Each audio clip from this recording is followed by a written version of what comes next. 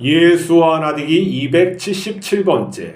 내 형제 중에 지극히 작은 자 하나에게. 마태복음 25장 40절. 임금이 대답하여 이르되 내가 진실로 너희에게 이르노니 너희가 여기 내 형제 중에 지극히 작은 자 하나에게 한 것이 곧 내게 한 것이니라 하시고, 세상 사람들은 하나님이 사람의 영혼을 심판한다면 선행과 악행의 무게를 달아 공평하게 상벌을 내릴 것으로 생각합니다. 교인들까지 이런 생각이 있어 하늘 상급의 차등을 말합니다. 그리고 죄의 크기를 다르게 봅니다. 탐심은 작게 보고 살인은 크게 봅니다. 교인이 이혼한 것은 큰 죄로 보고 자기 거짓말은 쉽게 넘어갑니다. 하지만 여러 죄는 하나로 연결되어 있습니다. 다윗 왕의 탐심은 충신의 아내를 겁탈로 발전했고, 죄를 숨기기 위해서 충신을 살해하고 자기가 의로운 심판자처럼 행세합니다. 탐심과 살인은 한 뿌리에서 나온 열매이며 인간 자체가 죄인입니다.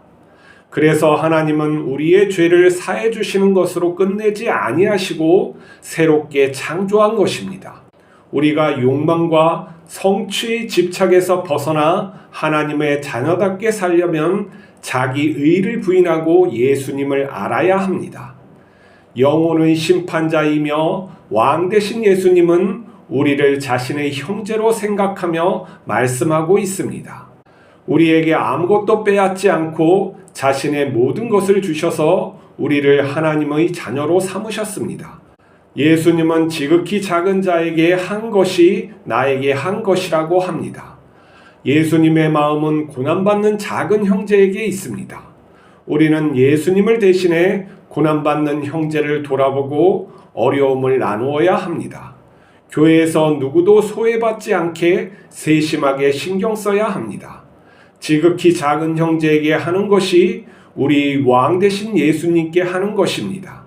우리는 모두 예수님의 형제 자매이며 하나님 아버지의 공주와 왕자입니다. 우리의 의식은 신분에 따라 다릅니다. 그러니까 왕의 자리에서 앉아 있으면 왕의 정체성이 만들어지고, 또 부모의 자리에서 있으면은 부모의 정체성이 만들어지죠. 그리고 또 자기가 살아가는 이 정체성이 계속 변하기 때문에 내가 고정되어 있지 않고 흘러가는 시간 중에 있다는 것을 우리는 생각을 해야 합니다. 다윗은 어떤 자였습니까?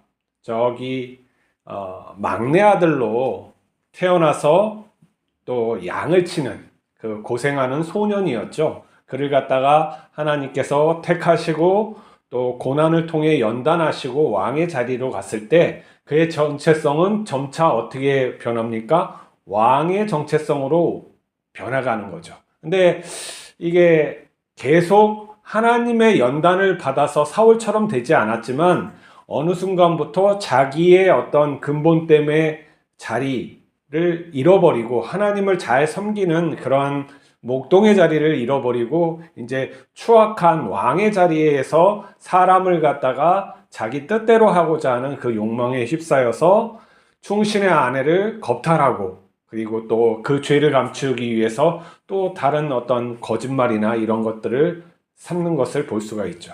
그러면 다윗의 마음속에는 무엇이 있었을까요? 그가 하나님도 믿지만은 자기 욕망으로 자기 세상을 만들려고 하는 그러한 정체성, 세상 임금이 누리고자 하는 그러한 것들을 다 해보고 싶은 마음도 동시에 있겠죠.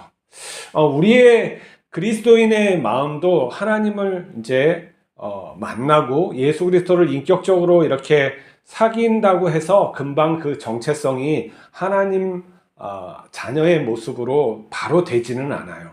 이제부터는 갈등과 투쟁의 시간이 이제 이어지는데 그 전부터 못되게 살아온 사람일수록 이 싸움은 너무나도 심하겠죠. 갈등이 너무 심하겠죠. 쉽게 말해서 담배술을 갖다가 끊고 싶은데 이게 잘 안 된단 말이죠. 오랜 동안 습성을 길러왔고 이게 몸에 인이 배겨가지고 그거 끊으려면 한 3년 정도는 너무나도 힘들고, 또 아주 지독하게 깊은 수렁에 빠진 사람들은 또 그걸 참지 못하고 또 돌아가고, 이런 것을 반복하게 되는 것이죠.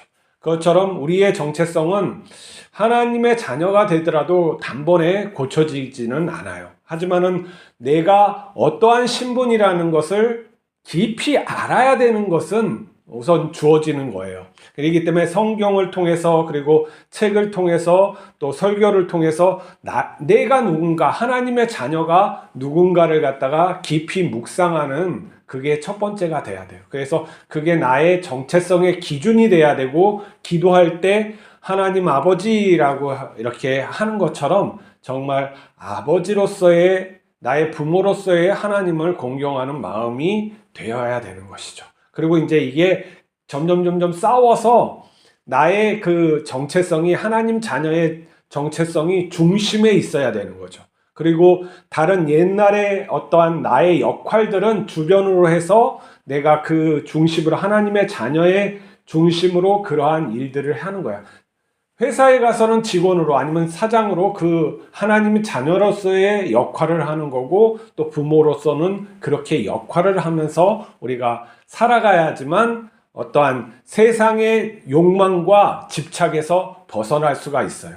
그렇지 아니하면은 내가 그 세상 속의 중심에 그 옛날의 욕망의 그런 걸로 살면서 하나님의 정체성을 그 주변 인물로 두어서 교회만 가면은 그 정체성이 약간 발휘됐다가 교회를 나오면은 싹 가면을 내려놓고 또 자기 또 다른 모습의 그 가면을 써서 가는 것이죠.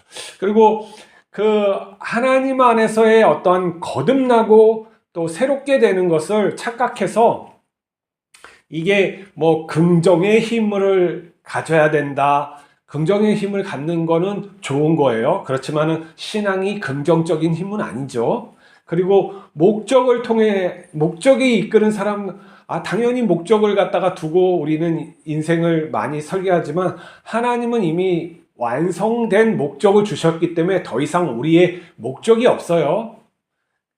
그러니까 우리 자신의 그 주신 것을 갖다 깨닫고 버리는 삶이 되는 것이지, 어떠한 그것을 갖다가 쟁취하기 위해서 추구하지는 않는다는 것이죠. 버리는 것과 우리가 버리는 연습을 하고 내려놓는 연습이 되는 것이지, 우리가 그것을 갖다가 성취하는 어떤 높은 단계로 가는 그런 걸로 하면 도달할 수가 없죠. 이미 은혜로 구원받았고 은혜로 주어진 그것인데, 그것을 버리기 위해서 나를 부인하는 삶을 사는 것이지, 그것을 되려고 하는 삶을 갖다가 사는 것은 이런 도덕이나 이런 것들은 좋은 측면이 있지만은 신앙적이지는 않다. 그렇기 때문에 내가 이미 주어졌지만은 나의 어떤 부족한 것을 버려짐으로써 완전하게 된다는 것을 잊지 말아야 돼요. 자꾸 욕심 부리지 말라는 거예요. 관점이 욕심 부리는 관점으로 이게 되면은 또 하늘나라에 가가지고 뭐 상급을 얘기하고 이 사람은 많이 받고, 근데 도대체 뭘 받는다는 건지 모르겠어요. 금을 받는 거예요? 은을 받는 거예요? 가면은 뭐 땅을 받는 거예요? 도대체 상급이라는 게 뭔지, 상급은 뭐 태에 염려겠어요? 자식을 낳는 것도 아니고 뭐 할 텐데 그것을 구체적으로 말하지는 않는단 말이에요. 그러면 그 상급이 잘못된 생각일 수도 있겠구나. 이 세상의 관점으로 또 하나님 나라를 갖다 생각하고 있구나라고 생각할지 우리가 생각해 봐야 되는 것이죠. 뭐냐면 하나님 앞에 가장 큰 천사, 그것은 뭐냐면은 성경에 표현되어 있도록 그룹 천사, 찬양하는 사람이에요. 찬양하는 천사예요. 그러면은 무엇이냐면은 하나님 앞에서 찬양 드리고 가까이에서 이렇게 하나님을 경배하는 게 최고의 상급이라면 상급이겠죠. 그런데 하나님께서 뭐예요? 예수님의 말씀을 하나님이 뜻하신 자가 그것을 받으리라고 말씀하셨기 때문에 하나님의 그것도 주권이에요. 우리가 뭐 거기 가가지고 그냥 하나님 앞에서 딱 달라붙어가지고 그냥 찬양만 해야지 이런 것도 되는 것도 아니란 말이죠. 욕심을 버리라는 거예요. 욕심. 근본된 우리의 무슨 상급이라든지 뭐 이 세상에 무엇인가를 더 얻고 그런 것이 다 우리의 욕망으로부터 나온 것인지 하나님을 정말 너무 사랑해가지고 내가 그렇게 하는 것인지 따져보라는 거예요. 그렇지 아니하고 우리가 태도가 불순하고 그 욕망에 바탕을 두어서 이것이 끄집어 나왔으면은 내 욕망으로 하나님의 영광을 찬양하려고 하는 착각인 거죠. 그런 열심은 쓰잘데기 없어요. 자꾸 우리의 어떤 선한 것, 무슨 선한 영향력이라는 것을 갖다가 해가지고 우리가 표현하기는 그렇게 하지만 하나님이 그것을 갖다가 원치 않으시고 그런 것이 아님을 자꾸 얘기해도 깨닫지를 못하는 거예요. 그러니까 수준이 너무 얕은 데에 있는 것이죠. 오늘 잘 보세요. 임금 대신 예수님, 이게 심판자 하나님을 말하는 거고 예수 그리스도가 재림했을 때 모습을 양과 염소 그리고 믿는 자와 믿지 않는 자, 의인과 불의한 자를 가르면서 말씀하시는 중에 이 말씀이 있는데 지극히 작은 자 하나에게 행하는 것이 내 형제, 요건 너의 형제가 아니에요. 내 형제라고 해서 임금의 형제를 얘기를 하고 있는 거예요. 우리를 무엇으로 말하냐면 예수님과, 그러니까 왕 대신 예수님과 같은 반열에 놓는 형제라고 말을 하고 있는 거야. 이 인식의 차이가 확 다르지 않겠어요? 예수님은 우리를 갖다 형제라고 부르고 심지어 내 부모라고 저렇게 하나님의 뜻으로 하는 게 내 부모다라고 말씀하고 계시는데 우리는 이렇게 땅에 있는 기준으로 갖다가 우리의 신앙을 갖다 설정해 가지고 무엇인가를 열심히 하려고 하는 그런 욕망에 간혹 잡힌단 말이죠. 성경에 물론 그런 부분이 써져 있는 것은 또 있어요. 근데 그게 최고의 수준은 아니잖아요. 우리가 성경을 읽어볼 때 어떤 게 최고의 수준일까 그러면 예수님의 최고의 수준이에요. 그러면 예수님의 수준의 생각이 무엇인가를 내가 배워야 되는 것이죠. 알아야 되는 거죠. 내가 그렇게 되지 못하더라도 그것을 바로 알고 그 다음에 내가 그걸 되기 위해서 하나님께 구하면서 이 땅을 살아가야 되는 거예요. 그렇기 때문에 최고의 상급은 무엇이냐면 예수님처럼 되는 거예요.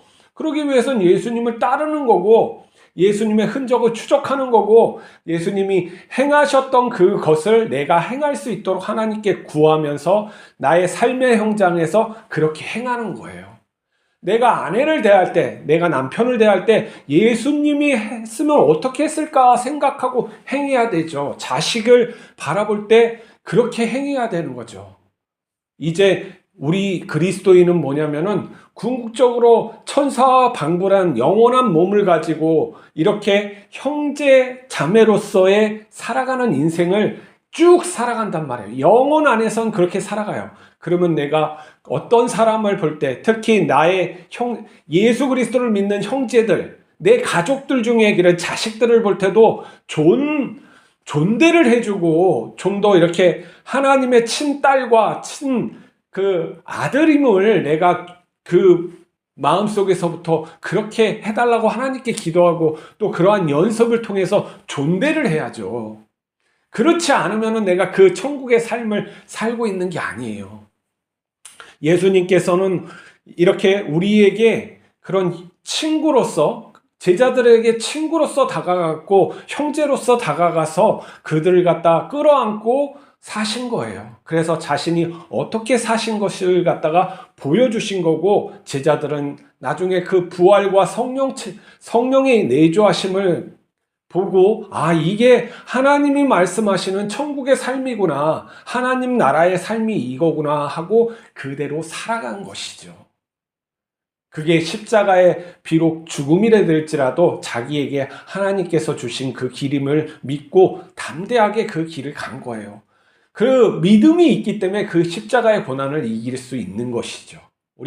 우리가 다시 그 믿음이 무엇이냐 하는 것을 잘 생각해 봅시다. 우리가 대충 하나님 믿습니다 하는 게 요걸 갖다가 믿음이라고 하진 않거든요. 믿음의 내용이 있잖아요. 우리가 믿음의 내용이 예수님과 일치하는지, 생각이 일치하는지, 성경에서 많은 부분이 있는데 최고의 수준을 말하고 있는 그것은 무엇인지 우리가 생각할 수 있어요. 그리고 우리가 배울 수 있어요. 얼마나 책이 많고 성경도 있고 배울 수도 있고 다른 사람들도 많이 얘기해 주고 있잖아요. 그리고 하나님께 또 기도하면 되잖아요. 도대체 그 삶이 어떤 것이냐고, 내가 알길 원한다고, 내가 체험하길 원한다고, 내가 그렇게 살고 싶다고, 영원한 하나님의 삶에, 하나님의 그 성품에 내가 들어가고 싶다고 그렇게 기도할 수 있잖아요. 그리고 하나님이 진리이고 영생하시는 그분이면은 마땅히 우리에게 증거해 주시겠죠. 그것이 내가 진심으로 간절히 바라냈고 그렇게 그 삶을 소원하는데, 예수님을 따라가는 그 삶을 소원하는데 하나님이 응답해 주지 않겠어요? 응답 안 해주면 안 믿으면 되잖아요. 근데 그렇게 구하지도 않고 내가 그 삶을 갖다가 동경하지도 않으면서 맨날 뭐 밑바닥에 있는 생각으로 갖다가 하나님을 자꾸 찾고 그러니까 하나님은 어떻게 대답을 해줘요? 내가 무엇인가를 갖다가 주고 싶어도 이거 잘못 줘가지고 또 엉뚱한 생각으로 또 삐딱하게 나가가지고 자기 잘난고 자기가 또 뭐 행색기나 하는 왕인 줄 알고 또 거들먹거리고 망하는 징조죠. 우리가 그런 존재가 되지 맙시다. 오직 하나님, 예수님처럼 되기를 오늘도 갈망하면서 또 기도하면서 나가는 하루가 됩시다. 기도하시겠습니다. 거룩하신 하나님 아버지, 예수 그리스도를 우리에게 보내주셔서 예수님의 삶과 죽음과 부활을 보여주셨습니다. 우리가 그 삶에 참여할 수 있게 인도하여 주시옵소서.